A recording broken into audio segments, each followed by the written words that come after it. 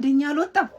ዣካን በለጥከው። እሺ ዮኬሬሽንን በለጥከው። አሬ ይደብራል። አሬ ጀማው የዩናይትዱ አዲሱ ፈራሚ በረኛ እንግዲህ የአመቱ ምርጥ ፊርማ መባል አሸንፏል። ሌማንስ ኮንግራ ዩናይትዳውያን የምሬን ነው የምላችሁ አይገባውም ብላችሁ ለተከራከሩ የምትችሉ ተጫዋች አይደለም። እጅግ አስገራሚ ብቃቱን በአመቱ አሳይቷል። ያ ብቻ አይደለም የማንቸስተር ዊክሊንኩ ዘሞስት ማለት ነው ዊክሊንኩ የነበረው እንግዲህ በረኛ ላይ ነበረ። ታዲያ ይሄ ልጅ ከመጣ በኋላ ያንን ቦታ እንዴት ጥንቅቅ አድርጎ ሴኪዩር ማድረግ እንደቻለ ሁላችሁም ጠንቅቃችሁ ታውቃላችሁ። በሲዝኑ ላይ ዩናይትድን አንድ ደረጃ አይደለም 2-3 ደረጃ ከፍ እንዲል ያደረገው የበረኛው ቦታ ላይ ሴኪዩር መሆኑ ነው። በቃ ምንም አይደናገጥ ፖዚሽን አያያዙ እያንዳንዱ ጌም ሪዲንጉ እጅግ የሚያስገርም በረኛ ነው ያገኛችሁትና የአመቱ ምርጥ ፊርማ ቢባል ምንም ሊገርመን አይችልም ነው የምላችሁ። ግን ዣካን ማልዋሻችሁ ነገር ጠብቄው ነበረ። ምክንያቱም ቡድኑን የት ደረጃ እንዳደረሰው ሊደር ሆኖ አይቻለሁ። ቢሆንም ግን ይሄን በመመረጡ አልከፋኝም። ጀማው ሴሌማንስ የሚገባውን ክብር አግኝቷል ብዬ ነው ማምነው። ለማንኛውም ማንቸስተር ዩናይትዳውያን ኮንግራ ቆንጆ ፊርማን ያደረጋችሁት ይመቻችሁ። ለማንኛውም ኮፒ ሊንክ ሼር ማድረግ እንዳትረሱ። እስቲ ተቃጠልን የምትሉ አንድ ቁጥር ጻፉ። ማረብ ፕሪሚየር ሊግ አጨሰን። ቆይ ፈርጉሰን በጊዜ ጡረታ ያወጣው ፕሪሚየር ሊጉ እሱ አይደል የሚመራው? እርግጠኛ ናችሁ? እንዲህ ቆልፎ ያዘን እኮ በቃ እንዲህ ሽልማት የተባለ ምርጫ አተበሏት እንዲህ ላሱ ትራንስፈር ኦፍ ዘ ሲዝንን ከነዚህ ጋር ተወዳድሮ ነው ያሸነፉ። እሺ ከደህያ ከወጣ በኋላ ዩናይትድ ቤት በዩናይትድ አመራር ተመርጦ ከሆነ እሺ ባይንደርና ኦናና ነበር ሲጮቱባቸው የነበረው። ከበረኛ ካለፈው አንፃር ጥሩ ነው። ቼርኪ እንደዚህ ፕሪሚየር ሊጉን አስጨብጭቦ ዮኮሬሽ ያገባው ሚስት ነው ወይ ጎል አይደለም ወይ? ግራኒት ዣካ ሰንደርላንድን ከወራጅ ቀጠና ይዞት መጥቶ ካፒቴን ሆኖ የት ነው ያደረሰው? የት ነው ያለው? ግን በቃ ፈርጉሰን ነው ያለ ዳኛም ታታለብራው ፕሪሚየር ሊጉ ላይ ስልጣን አለው። ይሄ መተታም ቀያይስ በቃ የሆነ ምርጫማ እኮ በቃ እኔ በአላህ እኔ ፕሪሚየር ሊጉ ይላሉ እኔ ሎጎ ያምታቱ እንጂ የዩናይትድ ነው ከዩናይትድ ነው የተመረጠው። በሶሻል ሚዲያው ላይ በስፋት እየተዘዋወረች ያለችና በርካቶችን ያዝናናችችን ቪዲዮ ልጋብዛችሁ። ማርቲን ኦዴጋርድ ትናንት መድፈኞቹ አርሰናሎች በአደባባይ ደስታቸውን በሚገልጹበት በአንድ አጋጣሚ ላይ እንደምታዩት ኳስ እንግዲህ በቴስታ ለደጋፊዎች አቀብላለሁ በሚልበት ሰዓት በአጠገቡ የነበረውን የፖሊስ መኮንን ጭንቅላቱን በኳሱ መጥቶት እንግዲህ ሲደበቅ ተመልክተናል። በጣም በርካቶች እያዝናናች የምትገኝ አጋጣሚ ነች። በትላንትናው ዕለት መድፈኞቹ አርሰናሎች ከደጋፊዎቻቸው ጋር ደስታቸውን ሲያከብሩ ከተመለከትናቸው አዝናኝ አጋጣሚዎች መካከል አንደኛዋ ነች። እናንተ ስለ ማርቲን ኦዴጋርድ አዝናኝ አጋጣሚ ምን ትላላችሁ? ሀሳብ አስተያየታችሁን ኮሜንት ሴክሽን ላይ አጋሩኝ። ሜዳ ስፖርትን ፎሎ ማድረግ እንዳትረሱ። ያጀማ ማንቸስተራውያን ይላል የዓመቱ ምርጥ ዝውውር የኔ የጨጓራ ሐኪም ዶክተር ሴኒ ላመንስ የዓመቱ ምርጥ ዝውውር ከፍሏል። አባቴ አልሐምዱሊላህ በሉ። አጠ መጀመሪያ ፈጣሪና መስግና አልሐምዱሊላህ። ያን የሸይጣን ልጅና ኦማር ደሚር የቱርክ አክተር ለአምና ለሁለት እያስለጠለጡ የፉን ሲያስለጠልጡ ነበረ። ፈጣሪ በቃህ ብሎ እንግዲህ ሴኒ ላመንስ ልኮልኛል የዓመቱ ምርጥ ዝውውር። እንግዲህ ተመልሼ እመጣለሁ ተለቆ ይሆናል። ኦናና አይነን ነው መወጋለ ብቻ ይመቸን። ኮፒ ሊንክ ኢንተራክት ቪዲዮ ወዳችኋለሁ። ሰበር የእንግሊዝ ፕሪሚየር ሊግ የ2025-26 የሲዝኑ ምርጡ ፈራሚ በመባል እንግዲህ የማንቸስተር ዩናይትድ ግብ ጠባቂ ሴኒ ላመንስ በመሆን ተመርጧል። እዚህ ጋር ከምትመለከቷቸው አዳዲስና ምርጥ ፈራሚዎች መካከል ከእጩዎቹ በአንደኝነት እንግዲህ ቀዳሚው ሆኖ ሴኒ ላመንስ ተመርጧል። እንደምትመለከቱት ጆ ፔድሮ፣ ግራኒት ዣካ፣ ራያን ቼርኪ እንደዚሁም አንድሪያን ትሩፈርት፣ ቪክተር ዮኬሬሽ፣ ሴኒ ላመንስ ራሱና አንቷን ሴሜንዮ እንደዚሁም ዶሚኒክ ካልቨርት ሉዊን ከነበሩበት እጩዎች መካከል በአንደኝነት ስፍራውን በቀዳሚነት በመያዝ የእንግሊዝ ፕሪሚየር ሊግ የውድድር አመቱ ምርጡ ፈራሚ በመባል ተመርጧል። ለእናንተስ የውድድር አመቱ ምርጡ የእንግሊዝ ፕሪሚየር ሊግ ፈራሚ ማን ነበረ? ከነዚህ እጩዎች መካከል ወይስ ደግሞ ሌላ?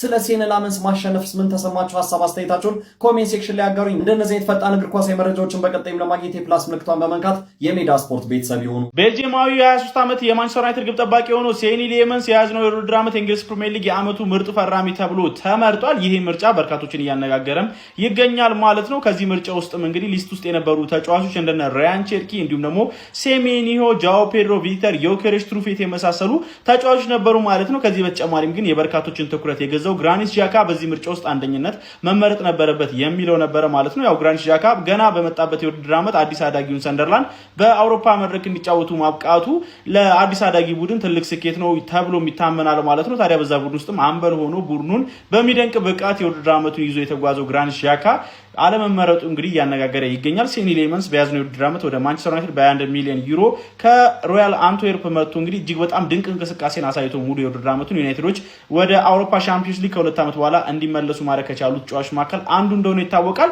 ለማንኛውም እናንተስ በዚህ ምርጫ ላይ ሴኒ ሌመንስ ከግራኒት ዣካ በላይ የሚገባው ተጫዋች ነው ትላላችሁ? ሀሳባችሁን አጋሩኝ። የፕላስ ምልክቱ መጫ እንዳትረሱ። ከክለባችን ሊለቁ ስለሚችሉ ተጫዋቾች ምናልባትም እዚህ ስም ዝርዝር ውስጥ እንደማትጠብቁትን ተጫዋች ልትሰሙ ትችላላችሁ። ከዛ በተጨማሪም የሚኬል አርቴታን ኮንትራት በተመለከተ የቴሌግራፉ ጸሐፊ ሳም ዋለስ አንድ አዲስ መረጃ አጋርቶናል። እሱን በአጭሩ እንመልከት። ፎሎ እያደረጋችሁ እስከ መጨረሻው እንድትከተሉ ጋብዛችኋል። መጀመሪያም የሚኬል አርቴታን ኮንትራት በተመለከተ ክለባችን ወደ ዝውውር ከመግባቱ በፊት በመጀመሪያም የሚኬል አርቴታን ኮንትራት እንደሚያድስ ነው መረጃው የሚያሳየው። ሚኬል አርቴታም አሁን ባለው ኮንትራቱ ላይ እስከነ ቦነሱ 15 ሚሊዮን ፓውንድ ነው የሚያገኘው።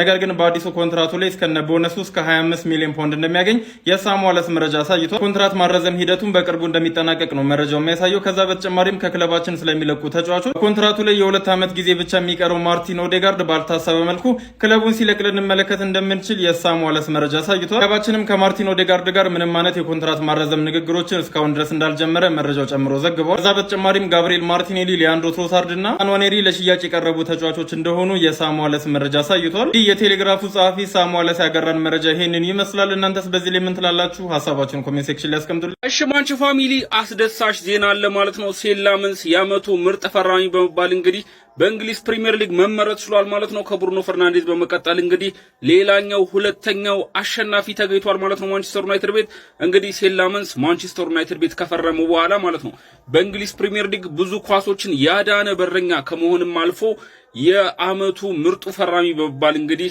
በእንግሊዝ ፕሪሚየር ሊግ ኦፊሻሊ መመረጥ ችሏል ማለት ነው። ይሄም እንግዲህ የማንቸስተር ዩናይትድ ተጫዋቾች በዚህ ዓመት ያሳዩት ፐርፎርማንስ ማንም ተጫዋች አላሳየውም ማለት ነው። ምክንያቱም በእንግሊዝ ፕሪሚየር ሊግ የሳምንቱ ምርጥ ተጫዋች ተብለው እንግዲህ 14 ጊዜ ነው የተመረጡት። የትኛውም ክለብ እንደ ማንቸስተር ዩናይትድ 14 ጊዜ የሳምንቱ ምርጥ ተጫዋች ማስመረጥ አልቻለም ማለት ነው።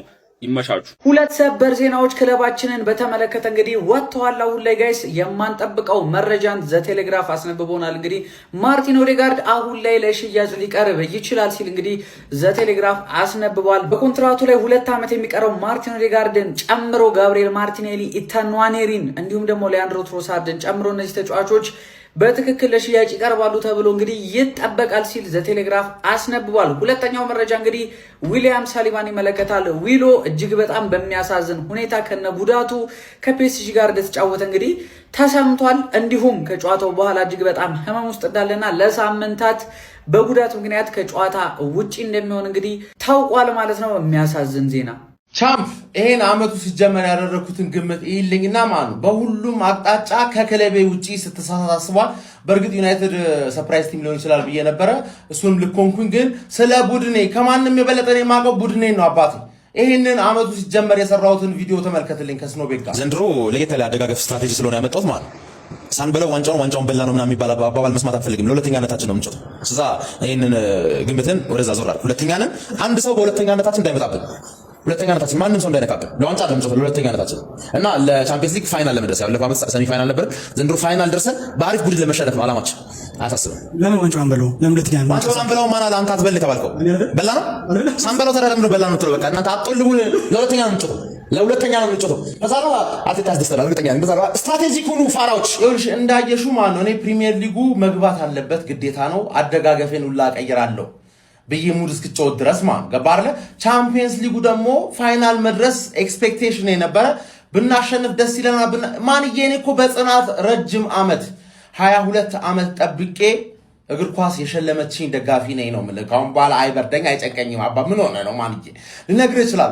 ዘንድሮ አንበላውም ግን እንበላዋለን። የሚቀጥለው እንደፈለኩኝ ብዬ በገምት ማን ልትተማመንብኝ ይገባል። ለምን ልምድ ያለኝ ደጋፊ ነኝ ነው የምልህ። ገባ እንደሌላው እኮ ማን ነው ታላላቆቼ በነገሩኝ ደጋፊ ምናምን ነገር እኔ ድሮ እንደነበርኩት እንደዛ ምፎክር አይነት የዩናይትድ ደጋፊ ትርፊያንስ እንዳልመስልህ ገባ አይደል? ያየሁትን ሰው ሲያደርግ ያየሁትን እንደ ኤክስፒሪየንስ ይዤ ኖርኩት። ግን ማቀው የራሴን ክለብ ነው፣ ከማንም የበለጠ ማቀው የራሴን ክለብ ነው። ስለዛ የራሴ ክለብ ላይ ሳረገው ደግሞ ስላየሁኝ አሁን በቃ ሰከን ያልኩ ደጋፊ ነኝ ነው የምገባር። ባባ በሂንካፔ ቂጥስ ረግጥ ነበርኩ እንዳትረሳው ማን። አሁን በፕሪሚየር ሊግ ነው ምረግጥ ተረዳኝ አይደለ? ቻምፒየንስ ሊጉም ደግሞ ይገባል አንኳኩተህ ስለማትቀር ገባ።